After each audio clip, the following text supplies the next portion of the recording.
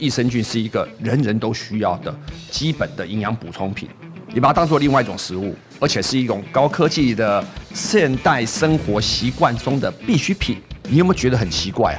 那个小朋友哦，小 baby 啊，在地上乱爬、乱抓东西就吃，饼干掉到地上也捡起来吃。父母亲发现太晚了，然后就说：“哎呀，糟糕，脏死了，等下拉肚子啊！”可是你发现，你有没有看到小朋友很常拉肚子吗？不常。为什么？其实不是他吃的东西，而是小 baby 他如果是自然产，他自然从阴道里面的液体，吸进去碰到了，其实那就是最原始的。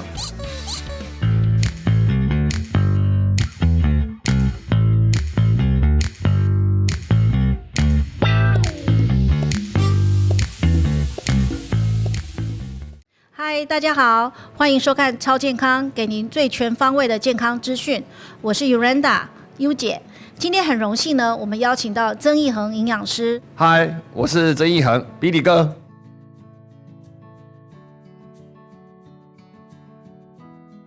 很高兴今天能够跟大家在这边讨论养生的相关议题哦。我们都知道，由于这个高龄化社会，保健品市场呢一直不断的在成长当中哦。那这些保健品市场里面呢，其实最夯的呢就是这个益生菌的相关产品。那今天呢就很荣幸的请到这个曾营养师呢到现场来跟大家讲解一下这个关于益生菌产品的一些选择。这个曾营养师你自己本身有在吃益生菌产品吗？能不吃吗？一定要吃，这基本概念。尤其我出差的时候，我一定会带。它小包装也很好带嘛。为什么要吃益生菌产品？以我个人来讲，我常常出差出去，难免会水土不服，或者跟朋友大吃大喝。那这个时候就发现那个肠胃道舒适状况就不好。那有时候是为了去促进消化吸收，有时候是怕因为水土不服产生更严重的，例如说过敏，甚至还有腹泻问题。那益生菌的部分，常常对于这一部分的问题，都可以有很好的一个改善的空间。那么，所以我带在身上，我会比较安心，因为我也不晓得我今天到底会不会吃到脏东西，或者吃到我消化吸收会有困难的东西，所以我常常都带在身边。在外的时候，益生菌可以当作是我们一个健康的护身符，不然临时到国外的时候，很多都不方便的。所以益生菌基本上我都已经认为是必需品。我每天除了吃我的3餐，我的蔬菜、水果、米饭，对，然后一定还要再跟上这个益生菌的补充。对。当然，我们等一下可以讨论到细节。可是最重要的观念是，我认为益生菌是一个人人都需要的基本的营养补充品，像食物一样。对，你把它当作另外一种食物，而且是一种高科技的现代生活习惯中的必需品。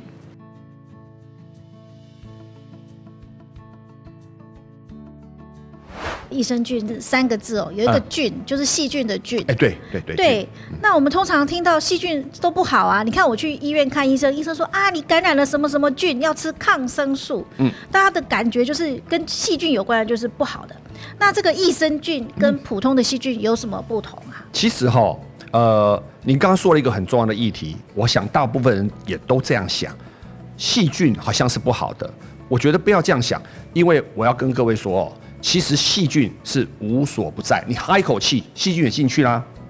你随便吃个东西，你以为都是无菌的吗？其实大部分的食物都是有菌的，不可能无菌。真正无菌大概就只有在实验室，或者是医生要开刀的时候，他会希望尽量无菌。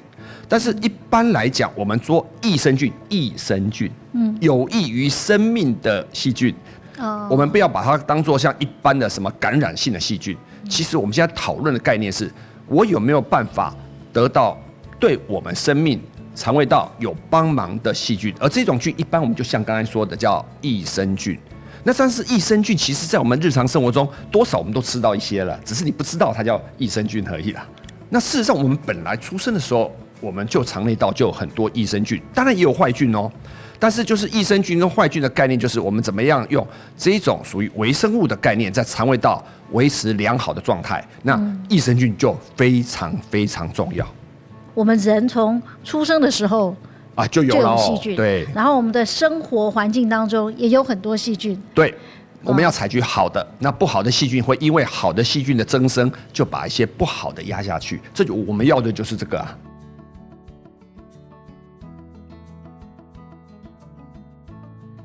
对。那这些细菌在我们的这个人的这个生命里面，除了肠道菌之外，其他的菌它其实是对我们是有伤害的，是这个意思吗？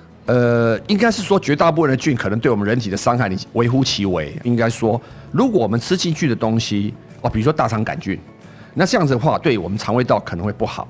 但是它进来的时候，当然会经过胃酸，会少掉很多。我们身上本来就有一些抵抗外来微生物机转的方式，只是说如果这些都失控了或者效率不好的时候，那么可能这个时候就需要益生菌帮忙，利用微生物菌的互相拮抗，来把这个坏菌压下去。这就是为什么要额外补充益生菌的来源啦。怕的就是我们先天上在肠胃道里面的益生菌数量上或品种上，它已经不足够了。那这个时候就需要用补充的方式来处理。我也看到好像有人说，人体一些好的益生菌啊，会随着年龄的增长，它的含量会下降。是哦。比如说我们常常听到所谓的 AB 菌，就 Acidophilus 就嗜酸菌属，还有那 Bifidus 菌那有人把它说叫做龙根菌这种菌种，它是主要呢在出生的时候，大部分的小 baby，就还蛮多的。你有没有觉得很奇怪啊？那个小朋友小 baby 啊，他不懂事嘛，在地上乱爬、乱抓东西就吃，有些脏东西就吃，饼干掉到地上也捡起来吃。父母亲发现太晚了，然后就说：“哎呀，糟糕，脏死了，等下拉肚子了。”可是你发现，你常常有没有看到小朋友很常拉肚子吗？不常。为什么？其实不是他吃的东西，而是很有可能他肚子里面的 AB 菌含量够高，所以把一些坏菌压下去了。当它低到一个程度的时候，所引发出来肠胃道不适的现象就不会很严重。可是随着我们慢慢长大，吃的东西乱七八糟，比如说我们常常吃一些油炸的啦，常常加一些什么防腐剂、添加剂、食用色素、增艳剂、增色剂，还有增味剂、抗生素啦，哇，天哪，这都化学物质。你已经用这些东西把你的 AB 菌杀得差不多了。对，你说杀得差不多，你要维持小 baby 那个良好的肠胃道功能，你不用吃的有办法吗？就这么简单。所以基本上就是你的菌丛已经改变了，就不要说更奇怪的一些特殊菌种对身体有特殊功能的。所以基本的 A、B 两种菌你可能就不足了。如果你太追求无菌，你就会产生免疫状况的问题。有听过这个概念吗？有。家里养狗养猫，好像小朋友并不会因为这样生病，反而免疫力比较好，有没有听过？有听过。对，一天到晚抱小孩，要手上先消毒，再抱小孩，反而让这小孩子好像温室的花朵，只要稍微一个病毒细菌，它抵抗能力就不行了，反而产生严重问题。我认为真正好的保健观念就是你日常食物东西种类要多，那有些食物它潜移默化中增加我们的免疫力，跟菌有关。那比如说豆腐是一种食物，对不对？对。豆腐乳嘞，发酵过嘞，那谁发酵它？就是益生菌发酵它。发酵产生吃到的这个豆腐乳，对身体是有帮忙的。日本常常说一句话，就是说肠道好人不老。他们真的很长寿可是你仔细看他吃的东西。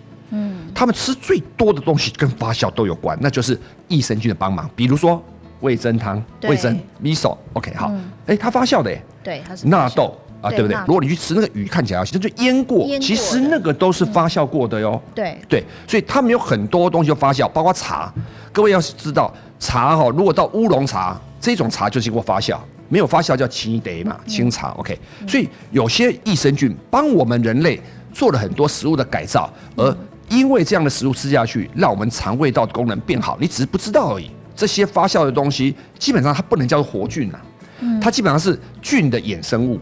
好，我们可以给它叫做后生元，很重要只是它没有定量，没有定性，但是它基本上算后生元。那像这样的，对我们肠胃道功能跟身上的所谓的抵抗能力等等，会达到一个很好的平衡。我觉得那不是坏事。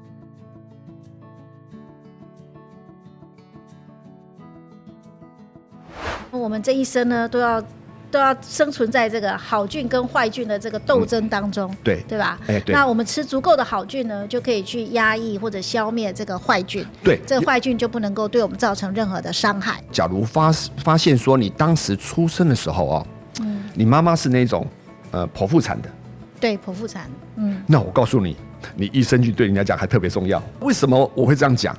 可能大家都没有想到一个事情，就是刚出生的小朋友到底肠子里面有没有益生菌？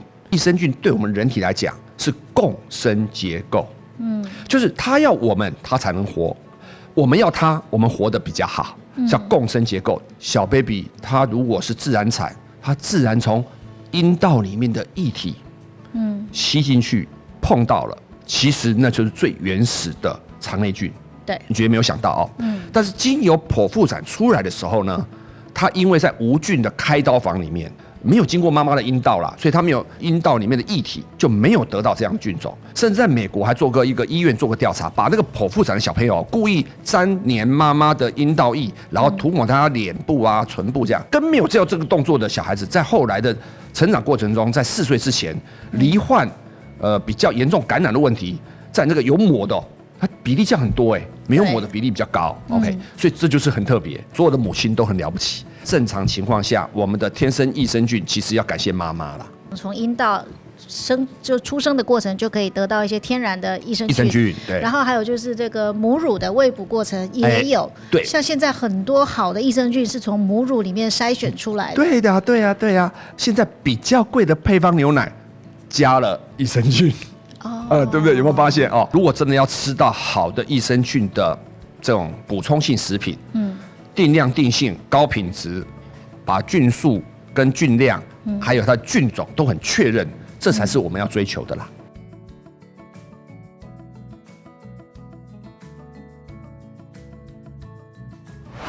好，那我们今天呢就非常非常的感谢这个曾营养师呢为大家分享和解说这个益生菌相关的一些讯息，非常感谢他。很高兴你有这样的好的节目给大家分享，我们在做全台湾保健的概念。谢谢曾营养师，谢谢大家，谢谢。